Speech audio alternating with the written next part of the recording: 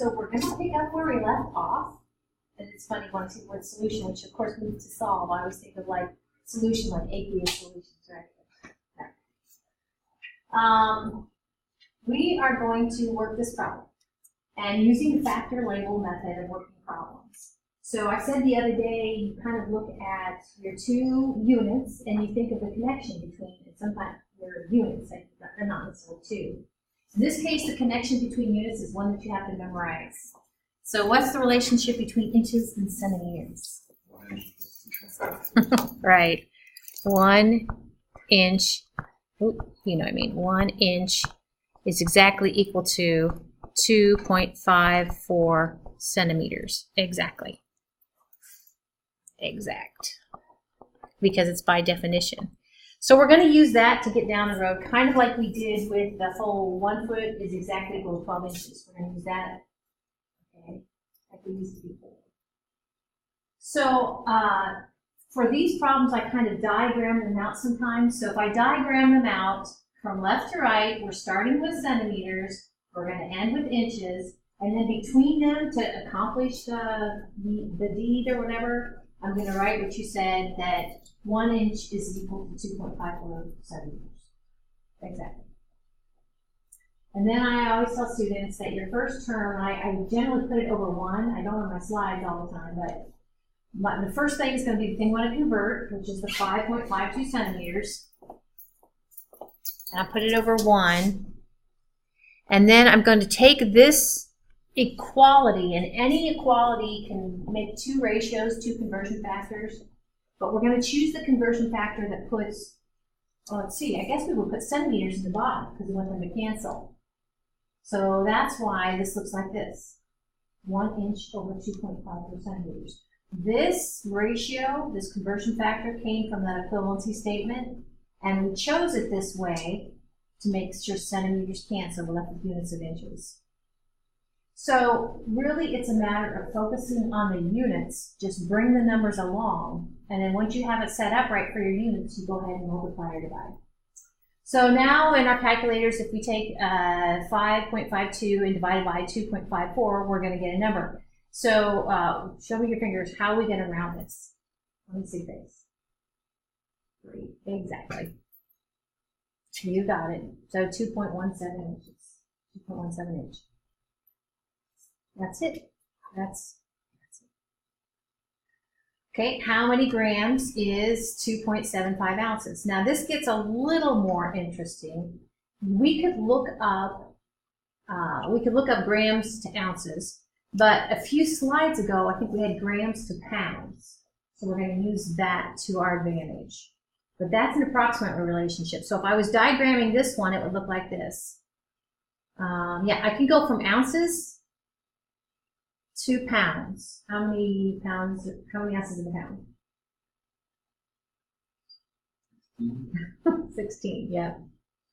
I can go from ounces to pounds, and then I can go from pounds to grams using the thing we had a few slides ago. Now, I'll ask a somewhat rhetorical question. You have to memorize this equality between grams and pounds. No, do not. I would give that to you on the test. And so the first link you told me was right. So now I actually am going to have two conversion factors. My first term is going to be my ounces. My next term is going to, I want ounces to cancel. So for that first conversion factor, my second term, I'm going to put units of ounces on the bottom, pounds on the top. And then if you're kind of thinking how this works, my ounces have canceled. I want to be left with pounds, right? My ounces canceled. Now I want my pounds to cancel. So with that next equality right there, I'm going to put pounds in the bottom. So it looks like this. So I would usually put 2.75 ounces over 1. And then I'm going to use this equality to go ahead and get my ounces to cancel. So what does that ratio look like?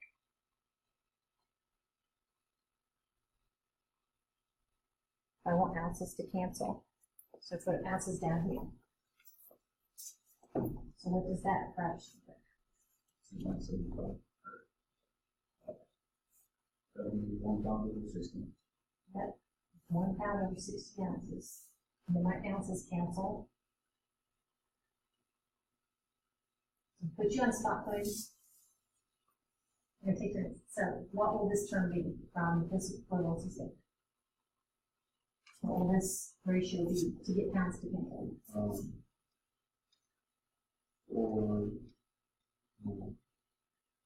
453.601. Yep, and don't forget your units. Yep, 453.6 grams or 1 pound. Perfect. That's it. And we got it. We set it up. We knew. We kind of had a strategy how to get from ounces to grams.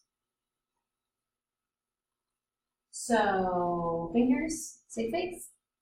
Remember 16, and it's an exact relationship. This is exact. So there's no uncertainty brought because it's by definition. So you don't worry. Yep. Yep. So it's 3. Yep. 3 sig figs. That's it. The more you do these, you're like, oh yeah, there's no uncertainty introduced by the 1 or the 16. Okay. And remember, I tried to kind of tell you the other day, when somebody tells you that 1 pound is equal to 450.6 grams, they're saying that basically exactly 1 pound is approximately 452.6 grams. So we have 4 digits of uncertainty, no uncertainty, no uncertainty, no uncertainty, 3 digits. Very good. So on your calculator then, you're looking at 78.0 grams. Again, since we're going to have to go with 3 sig figs, then we have to do a trailing 0 after the decimal this time. All right. Now what do we got? Okay, within the metric system. Now, if you've done a lot with the metric system, you might kind of be able to go to this faster, but I'm going to show you the way I would do it. So let's see. I think of it this way. Well, kilo. The kilo prefix means 1,000 times, right? And the milli prefix means 1,000. Okay, times. So this is what I would do. I would keep all this in mind, and basically, you're going to see on the next slide. I would go from my millimeters to the base unit, meters. I would go there first, because it's lots less confusing, more likely to get it correct. We go from something small to the meters, and then from meters to kilometers. So within the metric system, with all of those prefixes and such, those are exact. Those are exact. There's no uncertainty introduced by those. One of the things, and I tried to kind of show you the other day, if we pick on milli, I could say that, let's see how it is. 1 millimeter is equal to 1/1000th of a meter. Or I could multiply both sides by 1,000. I could say 1,000, there are 1,000 millimeters in 1 meter. These both mean the same thing. So I like this one better, but the other one would work too. And then, of course, the relationship between meters and kilometers is a factor of 1,000. And you're in good shape. I don't like memorizing anything in science. Yes. I have. Oh, okay. I don't like memorizing anything in science, so I like to, sometimes I will get my meters and kilometers mixed up. So just concentrate. Know that a kilometer is big and meters are small. So 1 kilometer is exactly equal to 1,000 meters. Yeah, so what's our first term going to be? The first thing, yeah, we're going to string them up. What's the first term going to be? So years, so we're going to have. What's the thing we're going to convert? On the previous slide, what are we converting? We're converting Okay, so that was my point, is that first term is going to be the thing we're converting. So I think you've got the next. I'll hold that up. Hey, Cole. Yeah. So I would usually put this over 1. Okay. And so RJ, what would be, is it RJ? RG. RJ. Okay. RJ, so what would be the next term to get from millimeters to meters? So we take, and multiply that by 1 meter over 1,000 milliliters. Yep. 1 meter over 1,000 milliliters. Are you ready, Quinn? Yeah. Okay. So now my millimeters cancel. Now how do I get from meters to kilometers? That'd be 1,000 millimeters over 1 kilometer. Well, we want meters to cancel, so meters is going to have to be in the bottom. And that would be 1,000 over 1. Right. Maybe you said it right first time. So 1,000 and then under 1. And that would be. but if I do that, if I put 1,000 meters up here and 1 kilometer there, my kilometers and meters won't cancel. So 1 over 1,000. Yep, 1 over 1,000.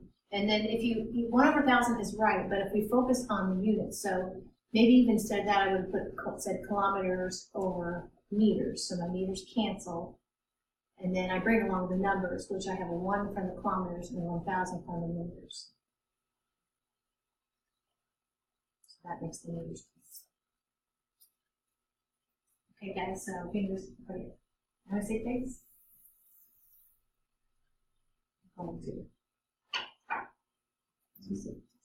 Did you have a question? I haven't been in those. Okay, just without going through the, yeah, okay. That's fine, but just be careful. And then share the repeat. You have to, that raises a good point. And I don't know if this is something you're going to do. You can't just move it, you can't just, in your mind, move the decimal place over. Because part of my job is to get you to communicate. So even if your mind is, in some students' mind is just, I've seen some come through, and I'm like, how do you do that? And they just like figure it out, but you have to be able to communicate. So as long as you can, don't have to go to meters, but you have to communicate. Any questions? So a few things here. When it went time to rounding, you guys told me it's going to be 2 sig figs because there was no uncertainty in any of these numbers, right? And the other thing, to put it in your calculator, well, we're going to be playing with our calculators tomorrow. To put it in our calculator, we have to make sure that, like what I would do is put 1.2 times 10 to the 9th in my calculator. I would divide by key, and then open a parentheses. And in that parentheses, I put 1,000 times 1,000. I would close those parentheses because we need to make sure that these are, we're going to be dividing by that. Some students do it differently. They will take this number, all multiply together, write it down, and they'll take all this stuff and then write it down and do one last division. So that works too. All right. Here we go.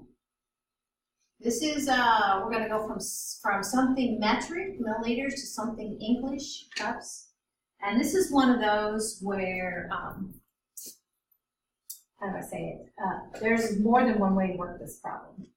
And it kind of depends upon what equivalency statements you have handy. So I think I'll just kind of walk through it, see what I've got, and then.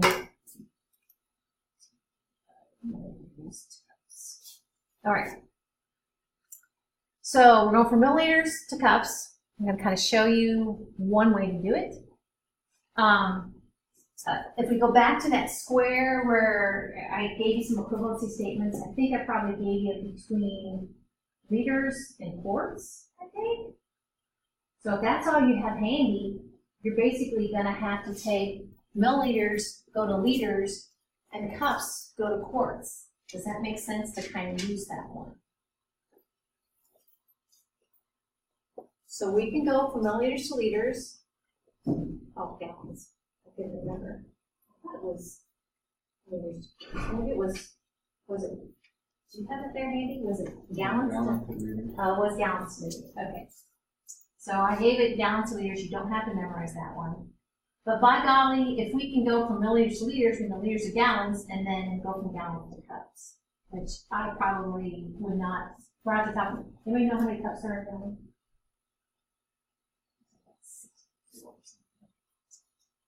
So a few slides, or several slides ago, the other day, last week, we said you don't have to memorize it, but we have this approximate relationship between liters and gallons. 3.785 liters is approximately equal to 1 gallon. And then what equivalency statement could I have between milliliters and liters? 1,000 milliliters is 1 liter. Yep, that's my favorite way to do it. 1,000 milliliters is equal to 1 liter. And this last one, I wouldn't put on a test. Oh, it's 16. It said 64. I don't know. I guess that's right. Within the English system, and there'd be no uncertainty here with the 16 cups is exactly equal to 1 gallon, because that's by definition. So we have a by definition for the last, we're going to turn that equivalency statement into a conversion factor. We have by definition for the first conversion factor, and for this second conversion factor, there is uncertainty in the 3.785 for sig figs. So, going around the room. RJ, what's the first term going to be? Kind of how we've been doing this. 275 milliliters over 1. Yep, 275 milliliters over 1. So, Quinn, what's the second? What's this? Is this going to be over 1? How can we take this and put it right there so milliliters cancel? 1 liter, 1,000 milliliters. You got it. 1,000 milliliters. So we'll pick on you, Cole. So Cole, we're going to take this equivalency statement, equality, we're going to turn it into a conversion factor, a ratio, and we want liters to cancel, and we'll want left with gallons. So what would this look like?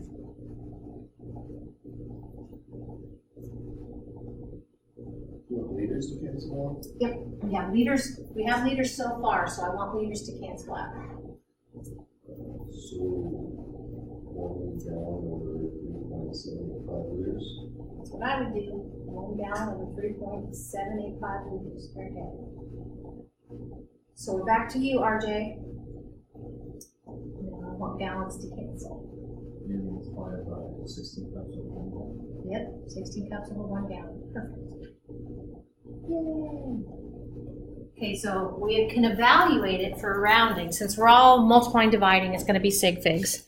So I got 3 here. There's no uncertainty brought by the 1 or the 1,000. There's uncertainty brought here by our 3.785. And there's no uncertainty because it's by definition within the English system. So how many sig figs?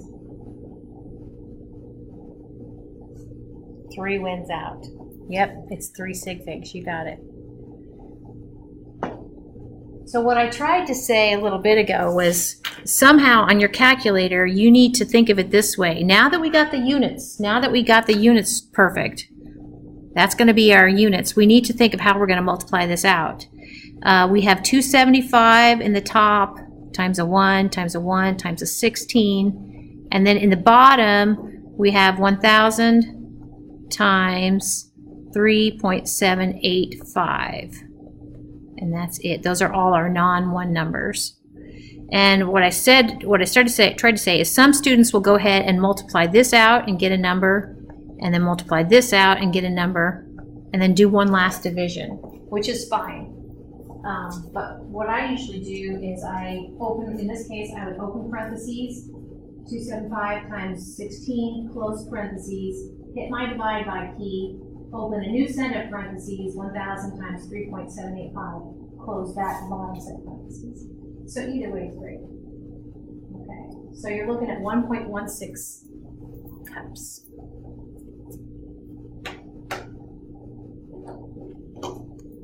Three sig figs.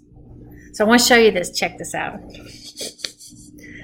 Now, I said you have to show all of your work, even if you don't need to use a calculator, or even if you just got to show all your work. That's part of what I'm here for. So I'll try to kind of catch it on your homework if I see a problem. But I wanted to show you, you can actually use the Google, and I can say convert 275 milliliters to cups. And it will spit me back a number, which should match. Well, did we get 1.16 also? They didn't round it right, but that's okay. So I'm just throwing it out there. If you ever, and actually there's a lot of chemistry problems that you can just Google it and we'll set bait. I bet Alexa would tell you too. You guys have an Alexa? I do. She's so smart. Okay. So those are working conversion problems using the factor label method, which you gotta use it. All right, what else we got? Well, here's one for you. Word problems, I know sometimes people get distressed working word problems. This definitely looks real wordy. But I would say with word problems, a lot of times you can draw a picture. With this sort of word problem, I wouldn't draw a picture, but I would like lift from it what it's trying to tell me. I don't know how big a rod is, but it says a rod is a distance between 2 points. It's a length. It says 11 yards is exactly equal to 2 rods. So what I'm saying is, and you're going to see on the next slide, not necessarily drawing a picture, but I would go ahead and take that. I would say 11 yards is equal to 2 rods. I'll spell it out. I don't know if you spell it out or abbreviate it. And I'll put the word exact. So this word problem is telling me a little bit of information. I'm going to use working problem. So the next slide, we're going from miles to rods. So here in a minute, you're going to see miles on the left, rods on the right. Miles, rods.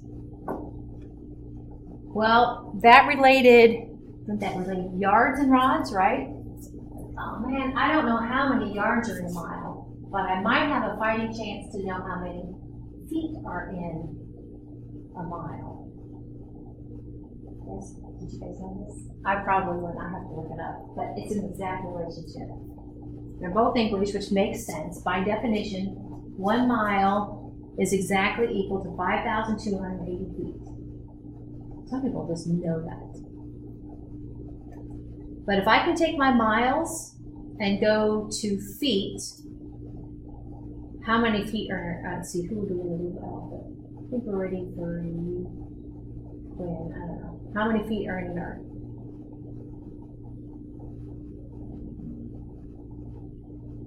You were a football player. Or football, no, not football player, but how many feet are in a yard? Yard, I have a yard. There are 3. Yes, there are 3. There are 3 feet in a yard. So now we kind of have from beginning to ending, we can go from miles to feet using the first equality. We can go from feet to yards using the second equality. And we can go from yards to rods using the equality that they gave us in the statement. Wow. When I'm looking at all 3 of those qualities, guess what? They're all exact. So if they're exact, or by definition, when we go to round our answer, okay, I'll pick on you again, Quinn. So what is the first term? Over 1. 5,280. Nope. It's the thing we want to convert. It's on the previous slide.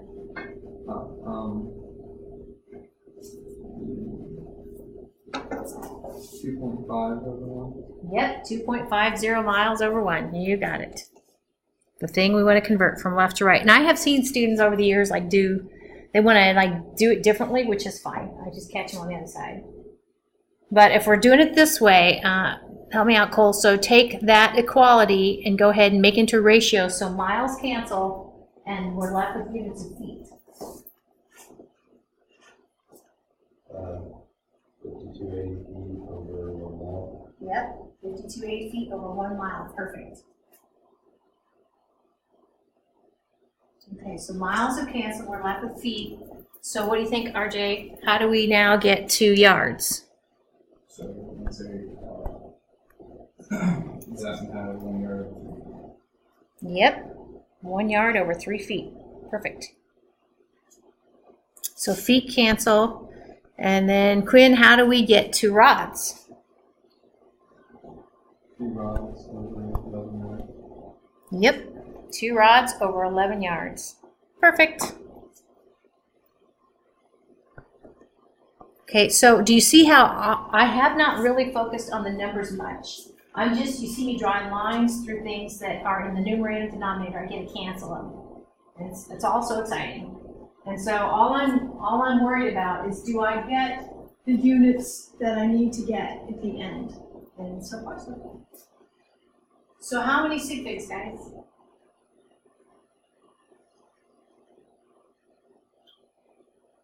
X is 0. What's that? It's definite. So these actually bring no uncertainty because they're by definition, all those numbers. But this brings uncertainty. So how many sig figs are there? 3. Yep, 3 is it. So this is a fun one. So 3 sig figs, and when I graded your paper, your assignment you handed the other day and getting back to you, you guys, I think, are getting the hang of how we would do this. This hardcore decimal is called explicit instead of implied. So that means that there are 3 sig figs. These are significant. How would we pack that up into scientific notation using and show 3 sig figs? Splinter.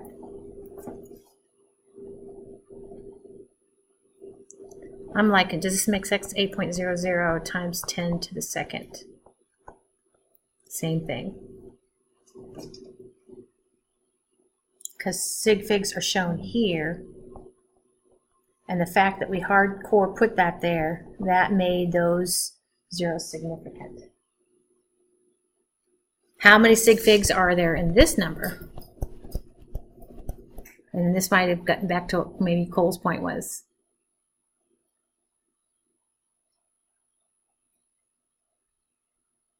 How many sig figs you guys think is there? 1, 2, or 3? I'm just going 1. Yep. Yep. Oh, the rounding, the curse of the rounding. But there really is there's a whole class out there you can take about, I guess it would be like uncertainty analysis and stuff. But here's another one for you. And you'd be like, how is this a factor label problem? Well, we're going to focus on the units, make units cancel that we have access to, and be left with units we want to end up with. Anytime you see a per, and you're going to see this on the next slide, if you see a per, think divisor.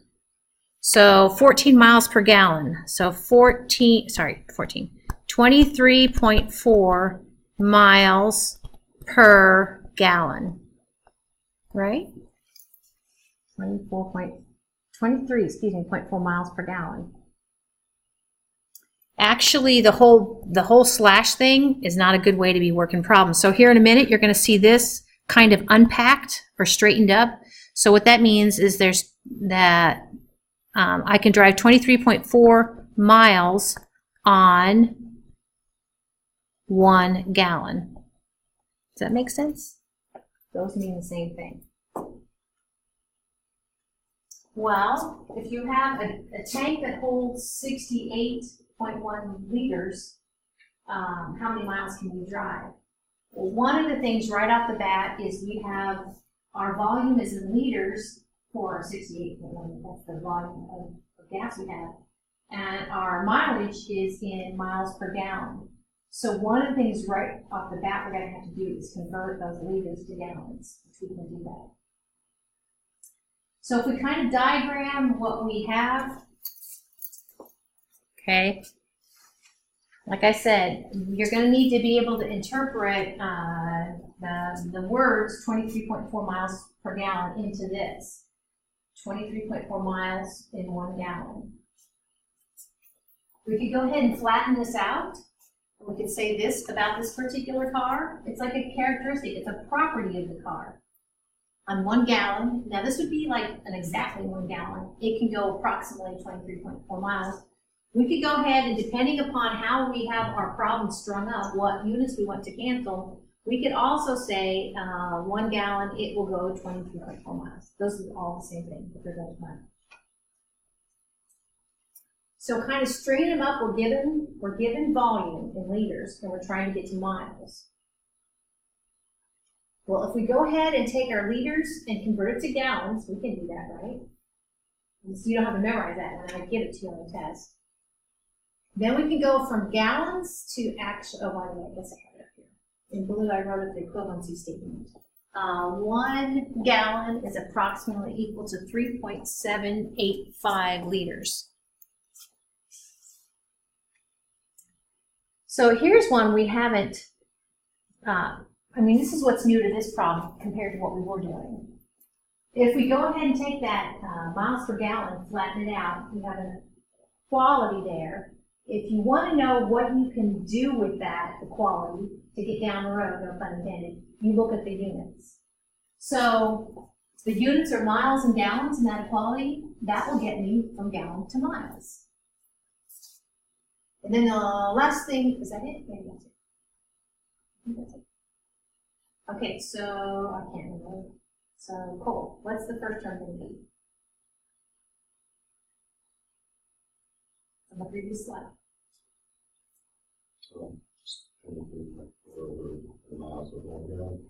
Some people will work it that way, but I think it's going to be kind of from left to right. It's going to be that the number of those units.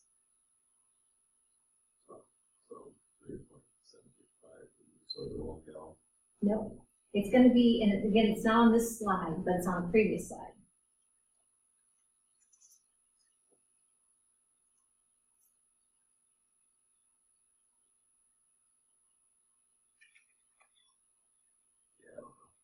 Okay. Did you see the 68.1 liters? No, I started off on the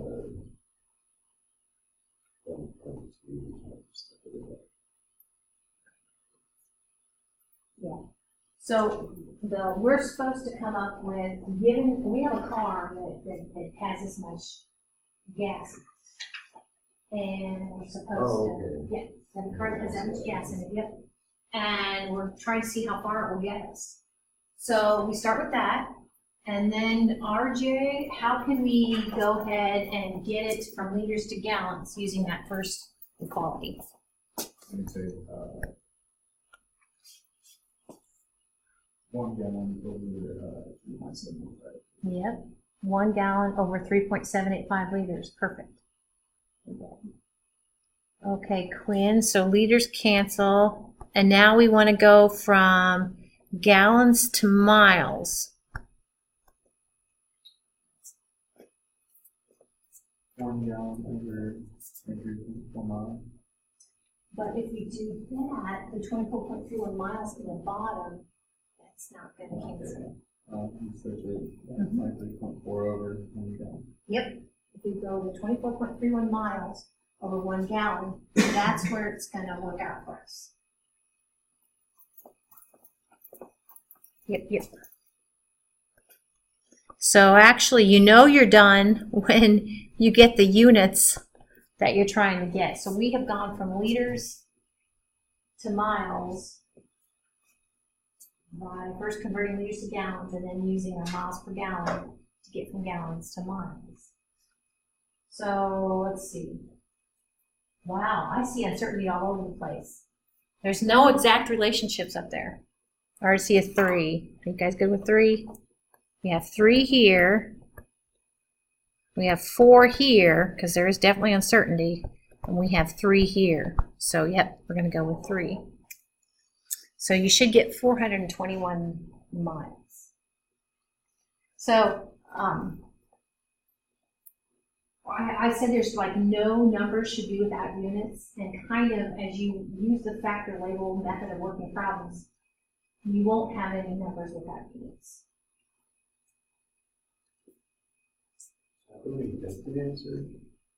So to get the answer, I usually think of, and I put this over 1, I usually think of these things multiplied by each other divided by these things multiplied by each other. Was that the question? Yep. And the ones, if you're multiplying and dividing, you don't have to worry about the ones, but you have to worry about the numbers that are one. All right. What else we got? Here's one for you. So again, I don't know if I would draw a picture. I might draw a picture of a bird kind of flying from, here's my bird. Oh, it's not a very good bird. It's going to fly from point A to point B, and how fast it's going to fly, oops, how fast it's going to fly is 14 meters per second. I'm going to have to unpack that. And the distance is given, so I'm after time.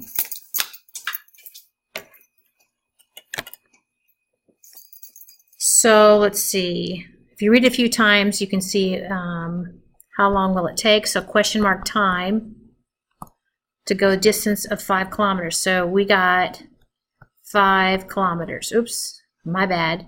5.00 kilometers. Okay. And here in a minute, you're going to see me unpack that 14 meters per second. So 14 meters per 1 second. Okay. So you have to fluff it out. So let's see how we can do this. Again, to kind of realize what that 14 meters per second means are these 3 things. 14 m or meters per exactly 1 second. Approximately exactly 1 second, it'll fly 14 meters approximately. Exactly 1 second is equal to approximately 14 meters. So you already know you're going to be limited to like 2 sig figs. You're not going to go past that, right?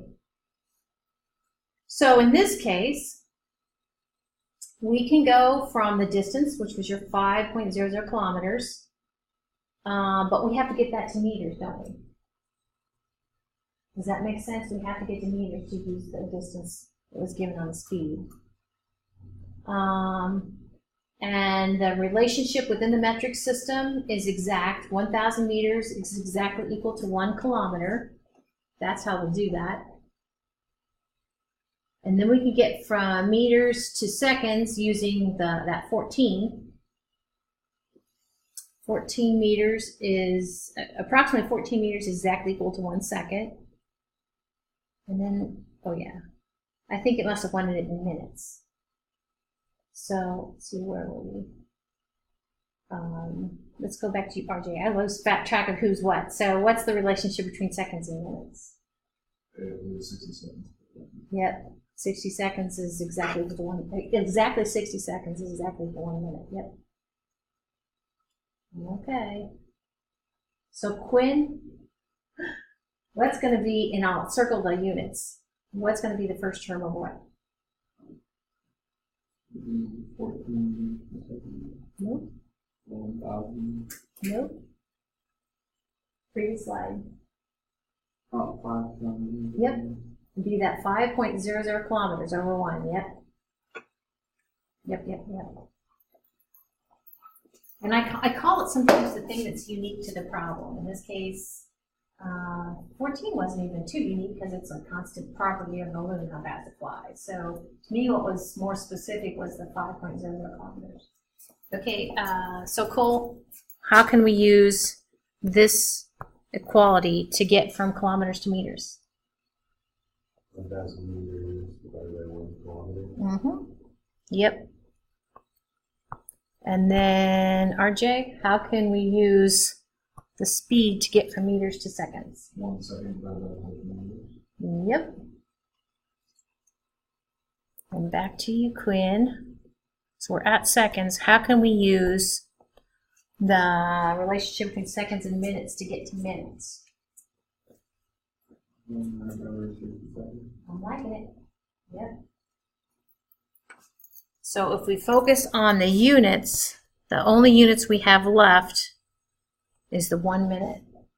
Or sorry, not 1 minute. Only units we have left is the minutes. So in our calculators, we think of it this way. We have a number 5, and our calculator's 5 and 5.00 don't do any different. And we have the number 1,000. And in the bottom, the denominator, we have the 14, and also in the denominator, we have 60.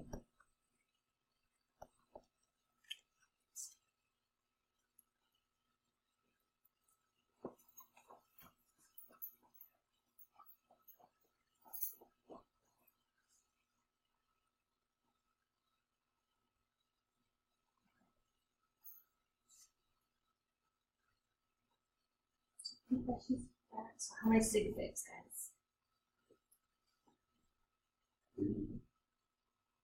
3, 1, 3. 3 there, but I asked to see 2 when we go the fewest. I will say 2. You're right. You're right. These 2 trailing zeros after the decimal make this 3.